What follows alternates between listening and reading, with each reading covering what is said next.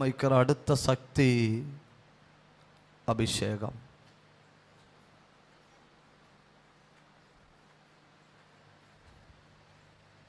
அபிஷேகம் வருவதற்கு முன்னே தாவீது அப்படிங்கிறது ஒரு வாழ்க்கை. அபிஷேகம் வந்த பின்பு தாவீது அப்படிங்கிறது வாழ்க்கை அல்ல, வரலாறு. Normal man becomes history when he is anointed. அபிஷேகம் பெற்ற உடனே ஒரு சாதாரணமான மனுஷன் வரலாறாய் மாறிவிடுகிறான். யெகூ ஒரு சாதாரண படை வீரன், அபிஷேகம் பெற்றதோட யெகூ ஒரு சவால்.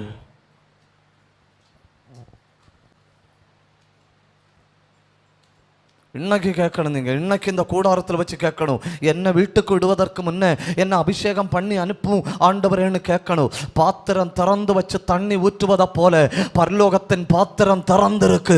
அத்தனை பேரையும் ஆண்டவர் தொட்டு அபிஷேகம் பண்ண விரும்புகிறார். அத்தனை பேர் மேலும் ஆண்டவர் தம்முடைய அபிஷேகத்தை ஊற்ற விரும்புகிறார். ஒரு ஆள் கூட வறண்ட நிலமா பால் நிலமா போக தேவையில்லை. அத்தனை பேரையும் செழிப்பான நிலமாக்கி ஆண்டவர் அனுப்பிவிட விரும்புகிறார்.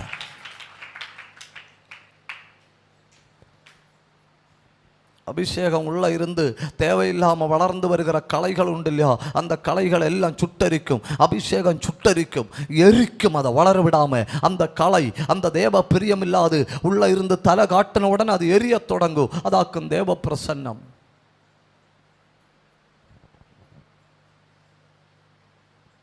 ஒரு கதை கூட சொல்றேன், ஒரு கதை கூட சொல்லிட்டு நான் முன்ன போறேன். எத்தனை பேர் கேள்விப்பட்டிருக்கேன்னு தெரியாது. பிரபலமான ஒரு அத்லட் நான்சி ஹரிகேன்.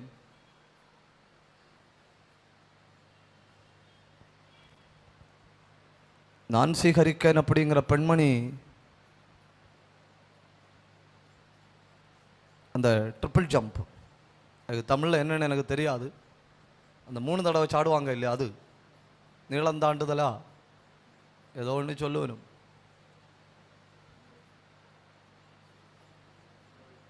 மும்முறை தாண்டுதல், அதில் உள்ள பெண்மணியாக்கு நான்சி ஹரிகேன் ஒலிம்பிக் போட்டியில் நீளம் தாண்டும்படி போய் நிற்குது அந்த பெண்மணி. இந்த பெண்மணி ஒலிம்பிக் போட்டியில் தாண்டும்படி போய் நிற்கும்போ நான்சி ஹரிகேனோட தாய் வீட்டில் உள்ள டெலிவிஷனில் கையை வச்சுட்டே இருக்கு.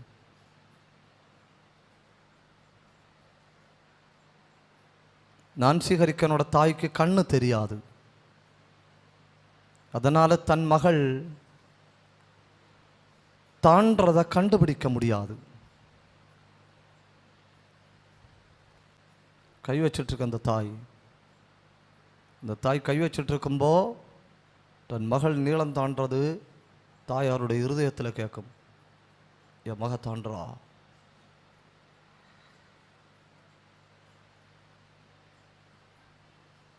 எல்லா ஆட்களும் அந்த ஃபைனல் ஜம்பை பார்த்துட்டு இருக்கணும். நான்சி ஹரிகேனுடைய கண்ணு மட்டும் டிஸ்பிளேல போகுது.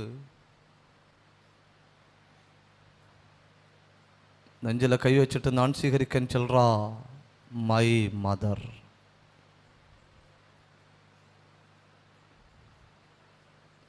என்னை இவ்வளவு அழத்தி ஆளாக்கி விட்ட என் தாய் அப்படின்னு சொல்லிட்டு அந்த பெண்மணி போய் தாண்டி முடிச்சா.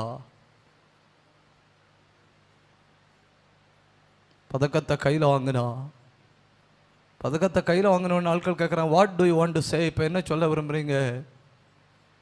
அந்த பெண்மணி அந்த பதக்கத்தை நெஞ்சார கட்டி பிடிச்சிட்டு சொல்லுது, all I want to say is one word, that's my mother. நான் சொல்ல விரும்புகிற வார்த்தை ரொம்ப நீளமானதல்ல.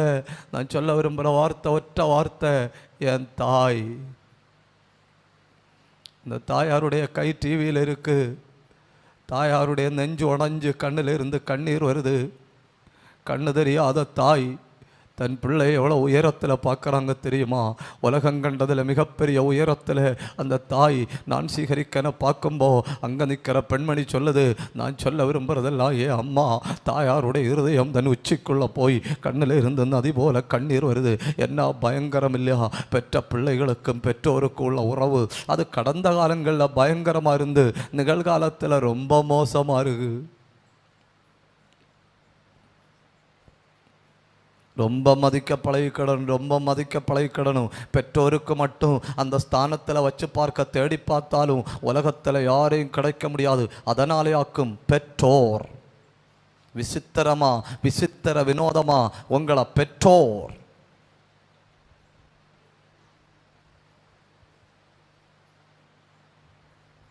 மாற்றியமைக்கப்பட்ட ஒரு மனுஷனை நான் உங்கள் முன்னே சொல்லணும். அது ஒருவேளை முடிவுரையாக இருக்கும்.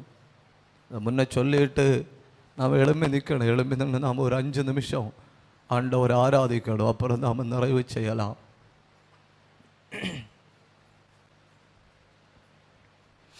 லண்டனில் இருக்கிற ஒரு யூனிவர்சிட்டி, அந்த யூனிவர்சிட்டியில் கடைசி கிராஜுவேஷன் ப்ரோக்ராம். அந்த கிராஜுவேஷன் ப்ரோக்ராமில் எல்லாரும் கிராஜுவேஷனில் மைக்கில் வந்து நான் என்ன செய்ய போகிறேன்னு சொல்லணும். ஒவ்வொரு ஆட்களாக வரணும், கிராஜுவேஷன் வாங்கணும், வாங்கிட்டு மைக்கில் வரணும். மைக்கில் வந்து சொல்லணும், நான் இன்னும் ஆளாக மாற போகிறேன், இன்னும் ஆளாக மாற போகிறேன், இன்னும் ஆளாக மாற போகிறேன். ஒரு வாலிபன் ஓடி மைக்கு பக்கத்தில் வரான். அந்த வாலிபன் ஓடி மைக்கு பக்கத்தில் வந்த உடனே யூனிவர்சிட்டியில் உள்ள பிள்ளைகள் எல்லாம் கைதட்டி என்ன சொல்லி கூப்பிட்டு தெரியுமா? மங்கி ஃபேஸ். மங்கி ஃபேஸ்ன்னா குரங்கு மூஞ்சி. சத்தமாக கையை தட்டி குரங்கு மூஞ்சி அப்படின்னு சொல்லி சத்தமாக கூப்பிடணும். ஏன்னா இவன் படித்து கொண்டிருந்த நாட்களில் கூட படிக்கிற பிள்ளைகள் இவனுக்கு வச்சிருந்த பெயராக்கும் குரங்கு மூஞ்சி அப்படிங்கிற பெயர். ப்ரொஃபஸர் அவனை பார்த்து கேட்குறாரு, குரங்கு மூஞ்சின்னு பிள்ளைகள் எல்லாம் கூப்பிடுத, நீ படித்து முடிச்சு என்ன பண்ண போகிற, இப்போ உன் ஆசை என்ன? அவன் பயங்கர இல்லைன்னு தோணுது. அவன் ப்ரொஃபஸர்கிட்ட சொல்கிறான், எனக்கு இப்போ இந்த மேடையில் கல்யாணம் பண்ணணும். உடனே அவர் சொல்கிறாரு, தைரியம் உண்டு, நான் மைக்கில் பேசு. அவன் சொல்கிறான், எனக்கு இப்போ இந்த மேடையில் கல்யாணம் பண்ணணும், தைரியம் உள்ள யாராவது உண்டுன்னா முன்ன வாருங்க. அன்னைக்கு வைரலாக்க வேண்டிய வாட்ஸ்அப் இல்லை. ஒரு பெண்மணி கூட்டத்திலிருந்து எழும்பி குனிஞ்சு நடந்து மேடையில் போச்சு. மேடையில் போனப்போ தான் தெரியுது, எல்லாரும் நடுங்குச்சுன்னு. ஏன்னா கல்யாணம் பண்ணும்படி மேடையில் வந்தது அன்னைக்குள்ள இங்கிலாந்தில் மிகப்பெரிய குடும்பத்தில் உள்ள மொபட் மேரி. உயர்ந்த உயர்ந்த உயர்ந்த லண்டனில் உன்னத குடும்பத்தில் இருக்கிற ஒரு பெண்மணியாக்கும் இந்த குரங்கு மூஞ்சி வாலிபனை கல்யாணம் பண்ண மேடையில் ஏறி வந்தது. ப்ரொஃபஸர் கேட்குறாரு, moped Mary, are you really? அவ சொன்னா எஸ்.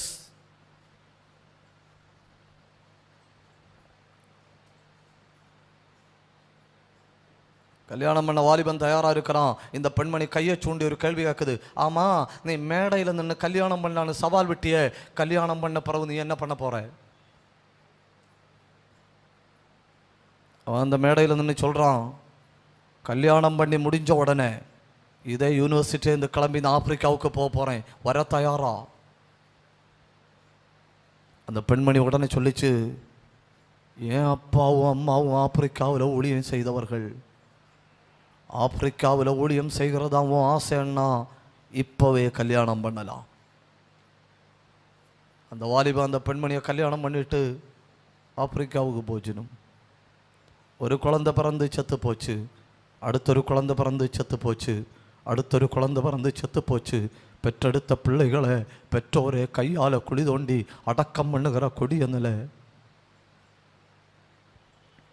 அடுத்து 2 பிள்ளைகள் பிறந்து அந்த 2 பிள்ளைகள் இறக்கல்ல. அந்த புருஷன் தன் மனைவியை பார்த்து சொல்கிறாரு, நீ திரும்பி போய் பிள்ளைகளை பெரிய ஆளாக்கணும், பிள்ளைகளை பெரிய இடத்துல கல்யாணம் பண்ணி கொடுக்கணும், பிள்ளைகளை கல்யாணம் பண்ணி கொடுத்துட்டு நீ திரும்ப வா, நாம் இங்கே ஊழியம் செஞ்சு இங்கே மறிக்கணும். சரி அப்படின்னு சொல்லி அந்த பெண்மணி ஊருக்கு போகுது. இந்த மனுஷன் ஆப்பிரிக்காவில் மொத்தத்தில் ஊழியம் செய்கிறாரு. ஒரு நாள் நடந்து போகும்போ இந்த மனுஷனுக்கு நேர ஒரு சிங்கம் வந்து, இந்த சிங்கம் வந்து ஒற்ற அடித்த அடியில் ஷோல்டர் உருவி போச்சு. உயிரை பாதுகாக்கும்படி ஓடின ஓட்டத்தில் ஒரு தாவரத்தோட ஒரு கண்ணி கரெக்டாக கண்ணில் குத்தி ஒரு கண்ணு குருடாகி போச்சு. ஒரு ஷோல்டர் டேமேஜ், ஒரு கண்ணு டேமேஜ். 5 வருஷம் தாண்டி மனைவியை பார்க்கணும்னு சொல்லி வீட்டுக்கு வராரு அந்த ஆள். மனைவியை பார்க்கணும்னு சொல்லி வீட்டுக்கு வரும்போ மனைவி வீட்டுக்கு முற்றத்தில் தலைமுடியை பிரித்து போட்டு அழுதுகிட்டே உட்காந்துருக்கு. ஓடி போகிறான், ஓடி போனோடனே அந்த பெண்மணி பார்க்குது, பார்த்துட்டு தூர பார்க்குது. ஏன்னா ஒரு ஷோல்டரை காணல, ஒரு கண்ணை காணல, ஆள் கண்டுபிடிக்க முடியல. இந்த பெண்மணி பைத்தியம் பிடிச்சவங்களை அழுதுட்டு இருக்கு. இவன் பக்கத்தில் போய் தோளில் கை வச்சு தட்டின உடனே அந்த பெண்மணி கேட்குது, ஹூ ஆர் யூ? அவன் சொல்கிறான், நான் தான் உன்னோட டேவிட் லிவிங்ஸ்டன். உடனே அந்த பெண்மணி கேட்குறது, நீயா டேவிட் லிவிங்ஸ்டனா? உன் கண் என்னாச்சு? உன் ஷோல்டர் என்னாச்சு? உடனே அவன் சொல்கிறான், ஆப்பிரிக்கா மண்ணை அசைச்சிட்டு இருக்கேன், அதை சொல்லும்படி நான் வந்தேன். உடனே பெண்மணி சொல்லுது, உங்கள் அப்பா செத்து போனார்.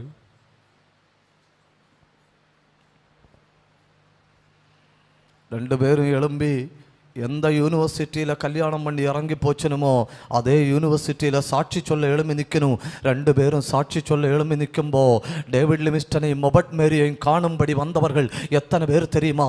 2 லட்சம் பேர். 2 லட்சம் பேர் வந்து உட்கார்ந்துருக்கணும். டேவிட் லிவிங்ஸ்டனும் மொபட் மேரியும் கர்த்தருக்காக என்ன செய்தார்கள் அப்படின்னு அறிய மறுபடியும் பேசிட்டு போகணும். மறுபடியும் டேவிட் லிவிங்ஸ்டன் மனைவிட்ட சொல்கிறாரு, பிள்ளைகளை பெரிய ஆளை வளர்த்துட்டு நீ திரும்ப வரணும், நான் போகிறேன். அந்த ஆள் அங்கே போகிறாரு. அந்த ஆள் அங்கே போய் உட்கார்ந்து தன் மனைவிக்கு கடிதம் எழுதுறாரு. மனைவி திருப்பி கடிதம் எழுது. அந்த கடிதங்கள் இடையில ஏலம் போச்சு. சாதாரண விலைக்கு இல்லை, கோடிக்கணக்கில் விலைக்காக்கும் ஏலம் போனது. டேவிட் லிவிங்ஸ்டன் மனைவிக்கு எழுதின கடிதமும் மனைவி டேவிட் லிவிங்ஸ்டனுக்கு எழுதின கடிதமும் அது இன்னைக்கு கடிதங்களும் அது இன்னைக்கு ஏலம் எடுத்து தெரியுமா? பிரபல மியூசியம் ஏலம் எடுத்து வச்சிருக்கு.